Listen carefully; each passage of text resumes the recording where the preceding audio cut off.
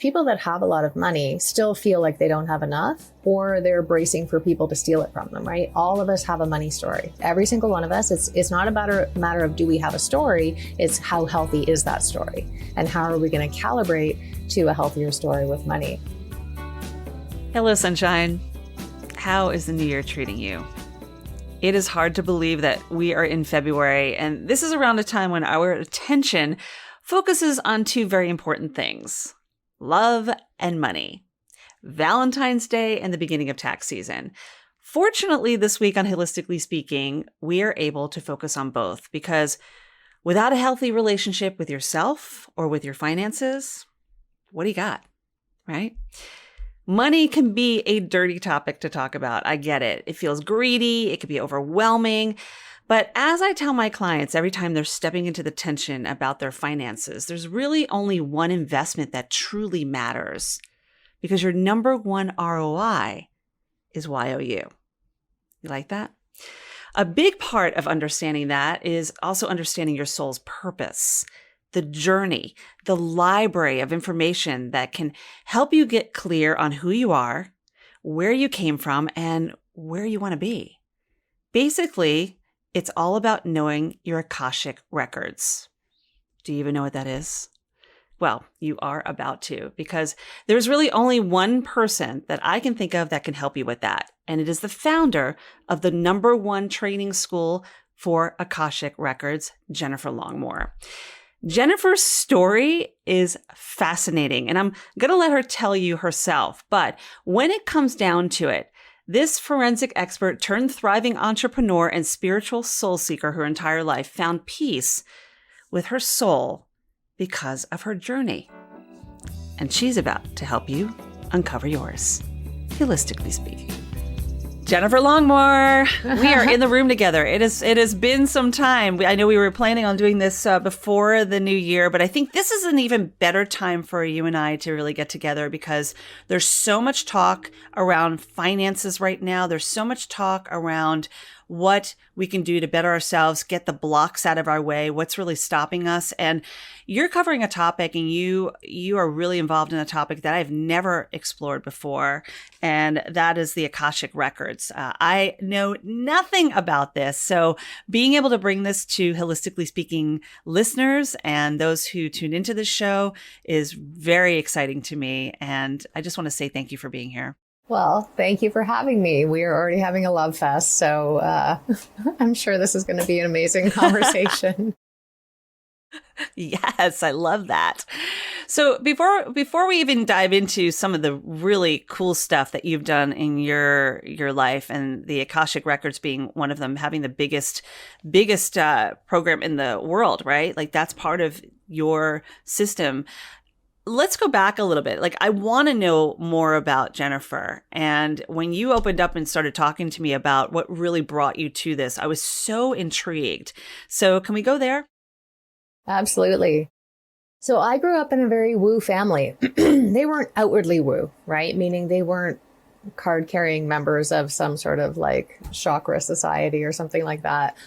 But we went for our first past life regression when I was 4 as a family, because they wanted to find out, what was the unresolved business and all the things, right? And so I had all these people at that particular event, like a lot of adults come up and do the typical patronizing, "Hello, little girl, where do you think you come from?" And I was like, well, actually, this is how the I just started channeling, of course, not knowing I was doing it. And even at that age, I was like, please don't talk to me like I'm a little kid. I am an old soul. Thank you very much. Of course, I didn't say that, right? And I didn't have words for it. But I was so used to being around adults that when people would talk to me like I was a little kid, I didn't know, it didn't compute, because I was always a little mini adult. And of course, there's pros and cons to that. But then, I didn't know what to do with this gift. My grandfather was a psychic medium, and he used to solve crimes with the police and help them find, missing people and stuff like that. So he loved having a granddaughter like me, and he would inundate me with books that were way over my head. Like 7 years old, he was sending me Seth Speaks and all of these other like highly channeled books.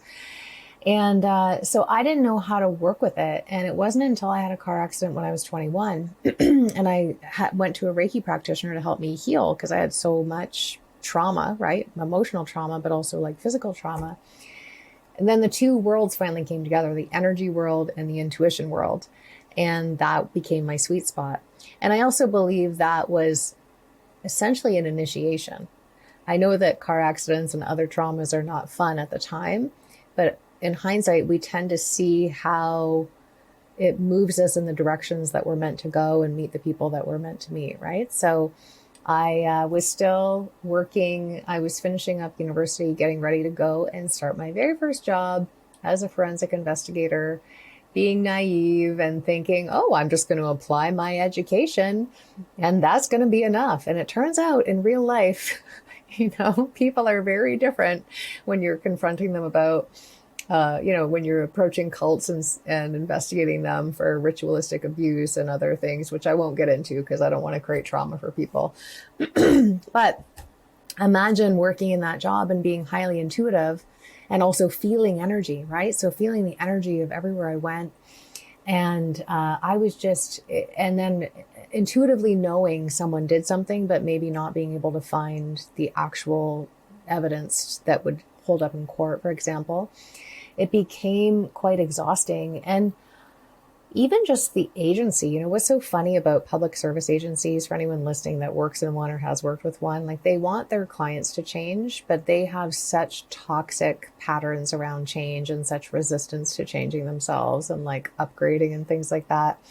So in a lot of ways, the red tape of a government agency and just the lack of change on their part was more challenging in a lot of ways than working with the clients. I want to go back for a second because I'm floored and fascinated by the fact that you go in there, you're listening to people speak about things that you, in your gut, in your intuition knows more than what they're sharing. And it's almost like that lie detector test in a way, right? You're kind of that human lie detector test. And how do you go about having that information and not being like, excuse me, we've got a problem over here, Yeah. and being able to really have the integrity and the authenticity to process it in a way where it's not really going against your own moral ethics. I wish I could answer that, Hilary, but in fact, I ended up getting massive adrenal fatigue and getting quite sick because I didn't know where to put that.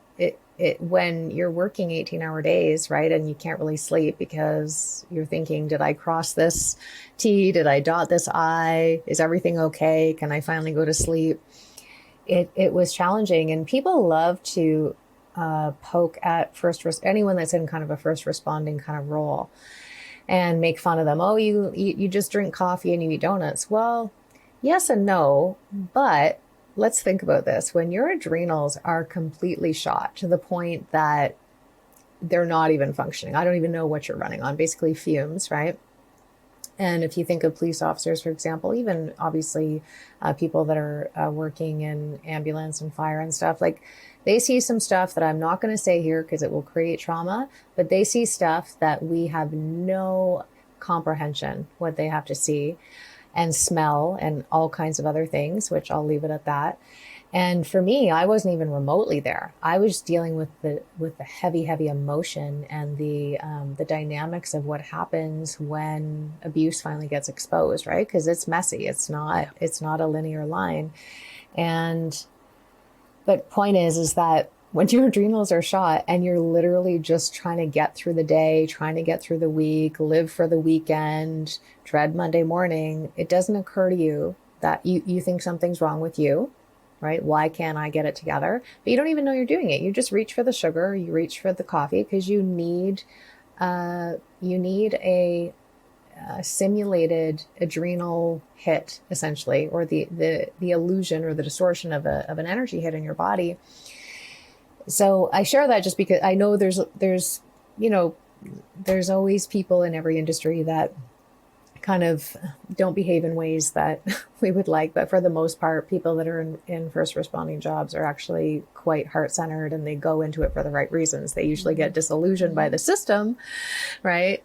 They get in there and go, oh, this is not the system I thought I was signing up for. And then that's the additional trauma piece, I think, right? Is how do I now, knowing that my hands are tied in a lot of ways, how do I, move through this? And I know you Yeah, get how do I this. navigate? Yeah. Oh, yeah, and I'm hearing everything and I'm feeling it in my body because I talk a lot about this myself, as someone who is a health and wellness journalist, also a mental health practitioner, trauma informed. One of the big things that I talk about is the difference between the secondary and the primary trauma, because the primary is being part of it, right? The secondary is all of the interviews, seeing the images afterwards, being in it, whether you are a first responder, policeman, working for the FBI, healthcare provider, a nurse, a doctor on the scene, or even a journalist, which we call ourselves the forgotten first responders, because we're there too. Mm-hmm. All of that lives in the body. And it's really, how do we process this and release it so we're not taking it home and we're not dealing with it every day, day in and day out, but know how to manage it? Because the trauma never goes away, right? It's really about managing it and befriending it and knowing where it comes from and how can we live powerfully. So this work that you're doing and being able to move from that space of working within the government sector, working as a somebody that's working in forensics and finding this piece on the other side. How did that happen? Well, thank you for saying that. And again, thank you for the work you do. For all of you listening, like, I hope I hope you really feel Hilary's heart, because she really genuinely cares. Right. And, so I loved what Likewise. I did, but I knew I was like purpose adjacent. I knew that I was getting you basically get like a PhD in human psychology when you're doing that, right? Like unofficial. And in fact, if anyone's listening and can get me an honorary PhD, I'll certainly welcome. We got to get you a keynote speaking engagement at a college. That's how you get those. Like apparently, that's how you get a doctorate. I know. I assigned that to my team. I said, go find. I don't want to do. I did my master's, but I don't want to do my PhD. Right? I don't have the energy. Exactly. I'm like, can you go please research universities that are, giving out honorary PhDs and find out what I need to do to get one, right? Because I know you have to do something fancy. But anyways, I loved what I did, and I really genuinely love my clients. It's a very toxic system. I imagine a lot of first responders go through this as well in your world, where there's almost this bondage of heroism that happens. It's like this victim, persecutor, rescuer triangle thing that happens even around being a hero. Like you're accepted and you're kind of part of the pack if you stick it out, even though you're burnt out and you want to just move on. And then additionally, you can have this sense of responsibility to the organization that even though it's their job to constantly be hiring new people. So what would happen is I would finally go, I can't do this anymore. It's not even so much a burnout. I just need to move on with what my calling is, which is to do what I'm doing now. And then I'd finally decide, okay, I'm done. And it would be a struggle because I'd have some guilt and some shame and all kinds of, unnecessary emotions, but I still had them. And I'd go into work, and lo and behold, on the corkboard, there would be easily 30 pages, like 30 distinct sheets of paper with job descriptions, like job openings in the organization, right? It's a huge organization. And I'd be like, well, I can't resign now because what are they going to do? They're already short. We're all already over caseloaded. I can't do that to my colleagues. I can't do that to our clients. I can't, all of this like unintentional martyrdom, essentially, right? Coming from a good place, of course. And then I'd have to do something within myself. I can't really tell you what it was, but somehow would have to kind of re-engage and get, on board again. Okay, fine. I'm going to stick it out for another few months. And then when things settle, then I'll resign. Well, then a few months would go by and I would get back into, autopilot.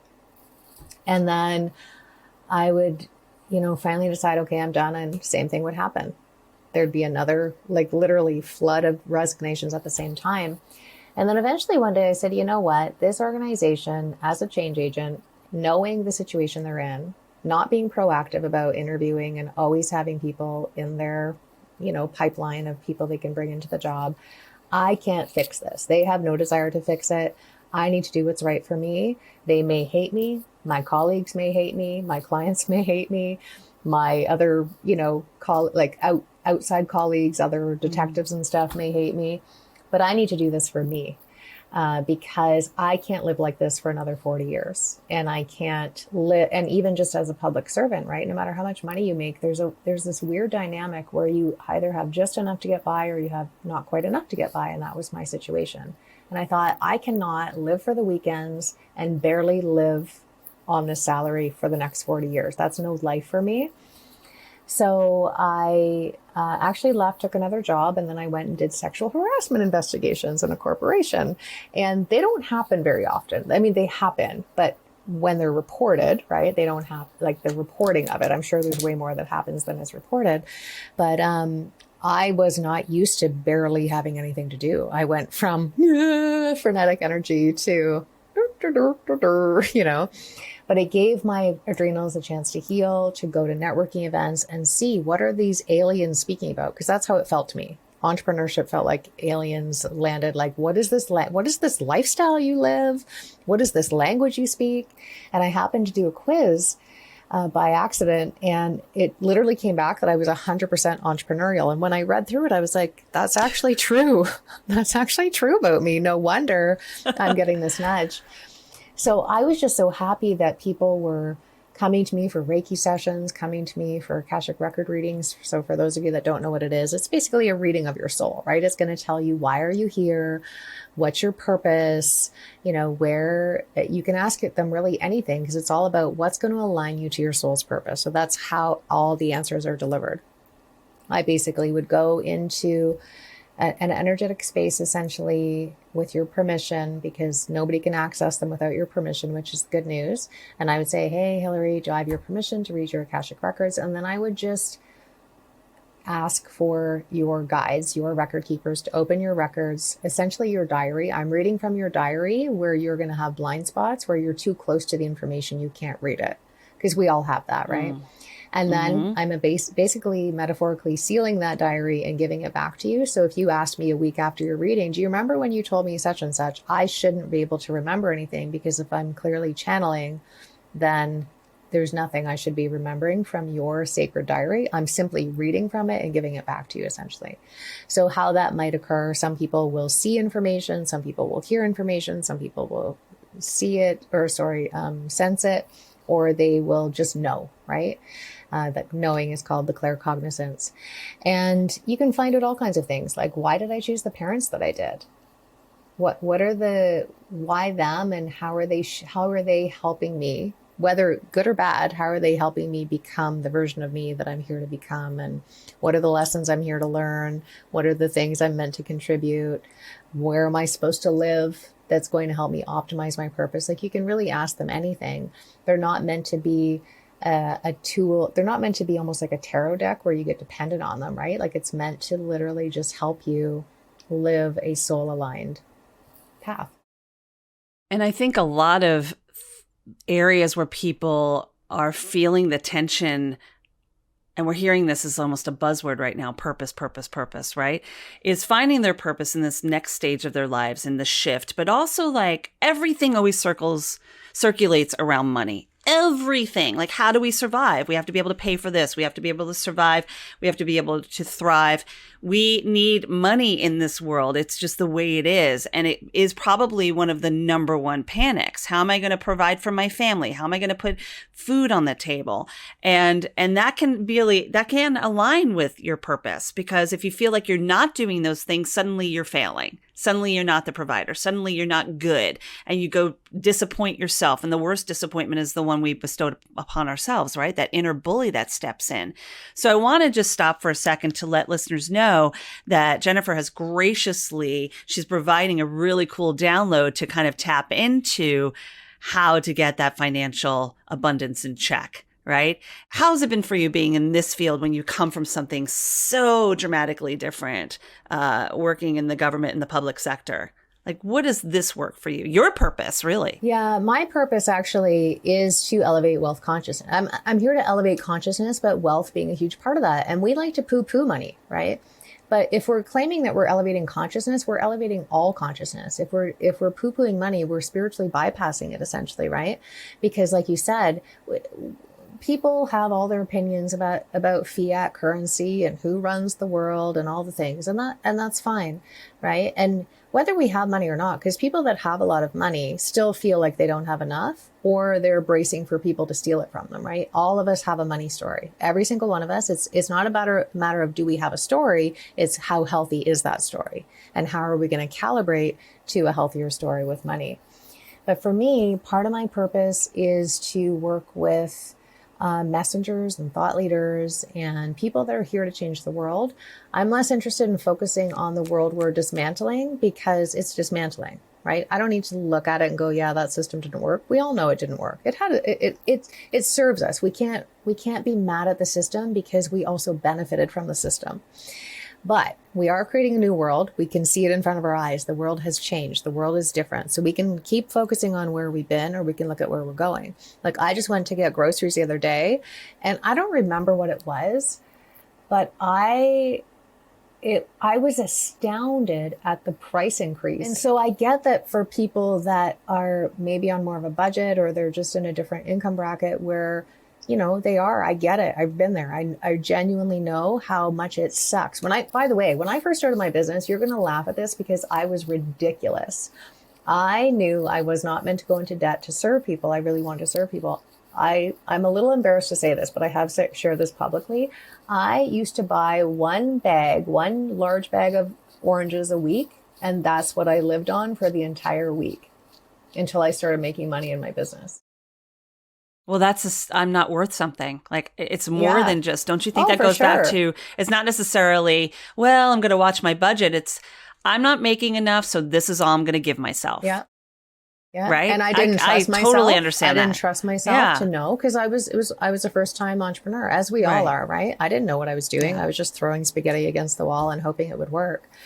So, but that's how it's supposed to be. That it's taking risks in life, right? If we don't take those risks, I mean, how can you possibly even try failing that first attempt, right? Yeah.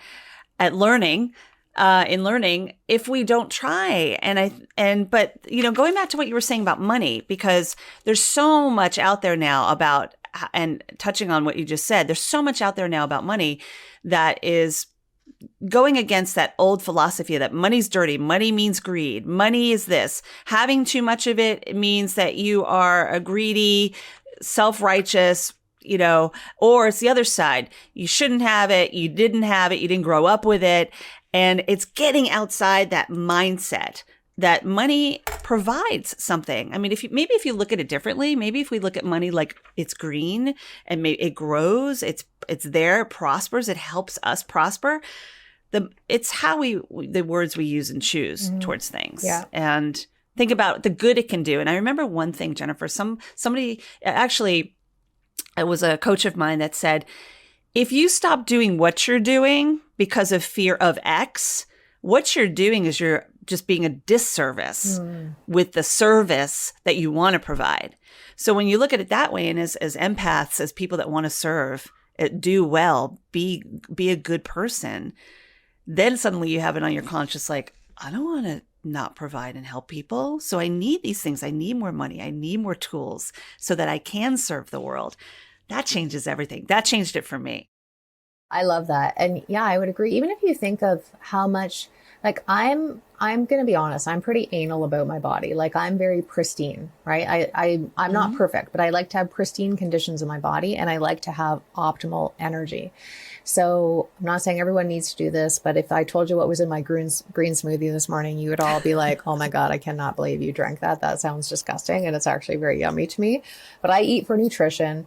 But I invest in a ton of self-care, I just went for a fascial stretch this morning before our interview. I pour really high quality food and supplements and so into my body. I go see a naturopath regularly. There's a lot of things that I do that allows me, not just for me, like, everyone wins when I'm fully optimized. But I mean, even if I'm a client, do I want someone that's completely unhealthy and not even making an effort to make themselves a priority, pouring into me and helping me raise my vibration? Like, that's incongruent to me, right? So I'm looking for congruence all the time. I do believe congruence is a currency. I also believe character is a currency.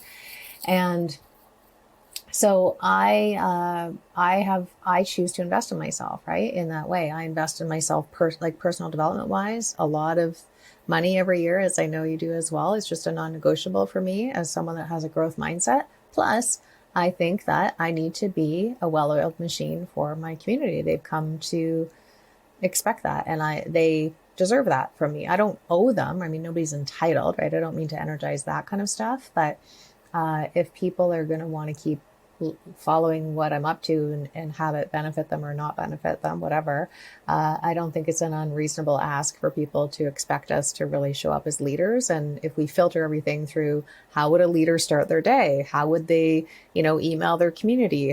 What stages would they be on? Like there's all kinds of things that we filter through that question. It is a reasonable request for people to want that. Love that. I mean, we have to show up for ourselves for others to see how we can show up for them, right? And a lot of it, and this goes back to what you said earlier, we have to mirror back at our clients, at others, the people that we might never meet, that might just see something we share online, or they see it at a speaking engagement or on TV. It's mirroring back at them what they don't see in themselves in the moment, right?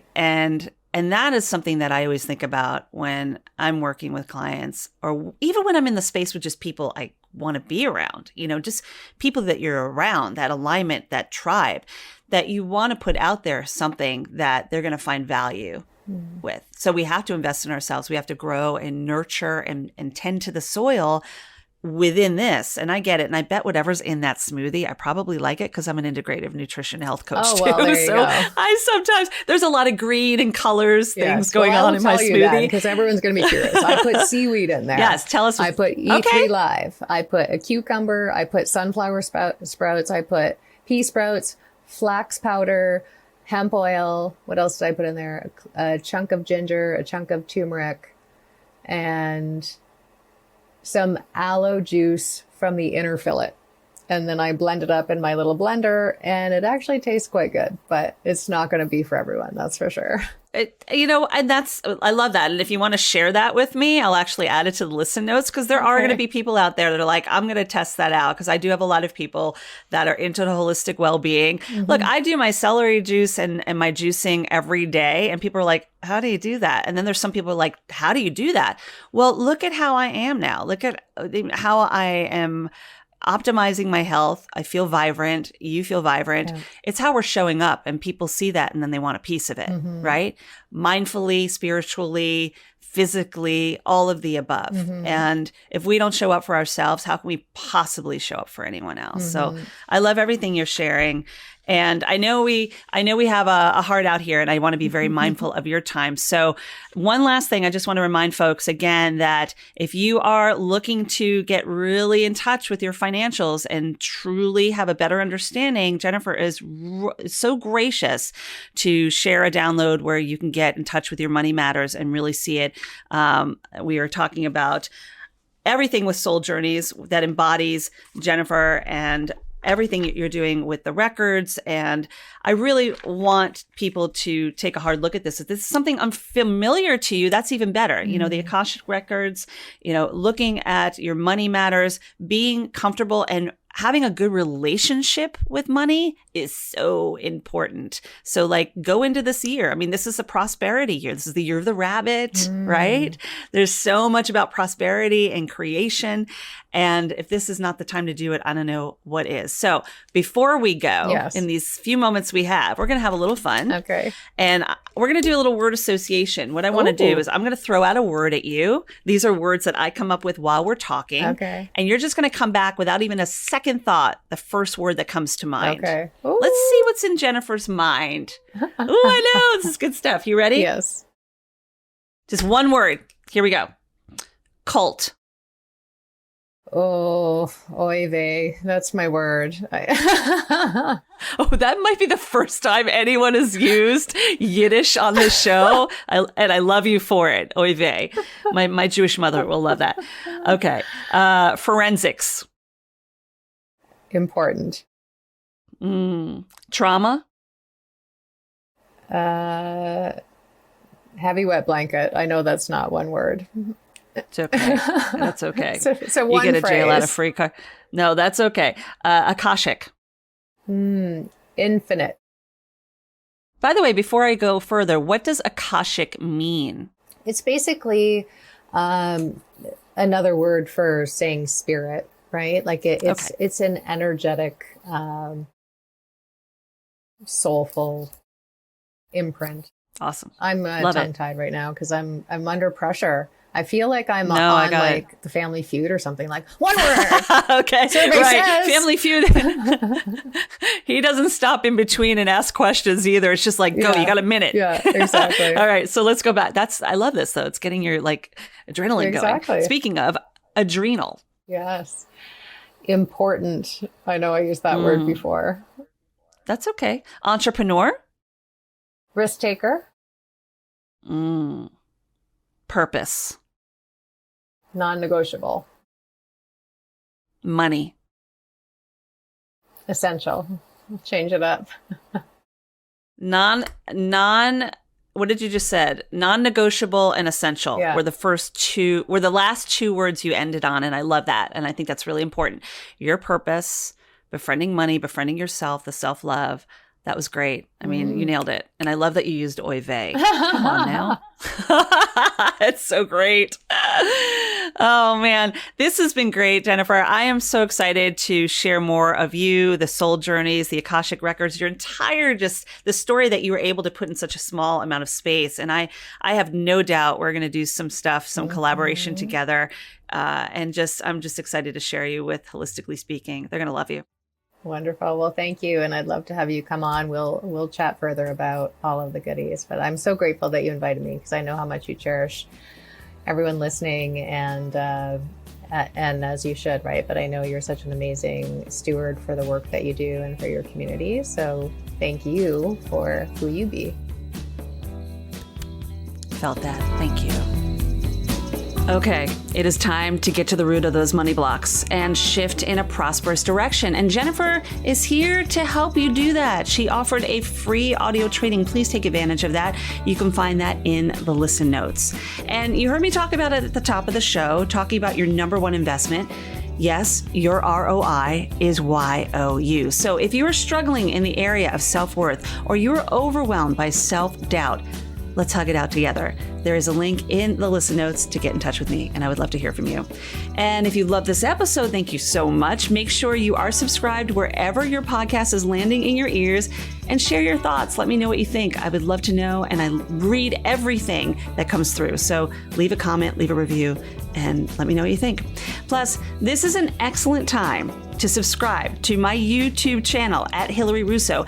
Your Sunday mornings are about to get a little brighter with me as we go live. So join me at Hilary Russo to stay in the know, and I'll be sharing all about that. So make sure we're connected on social media as well at Hilary Russo. Are we connected? We should be.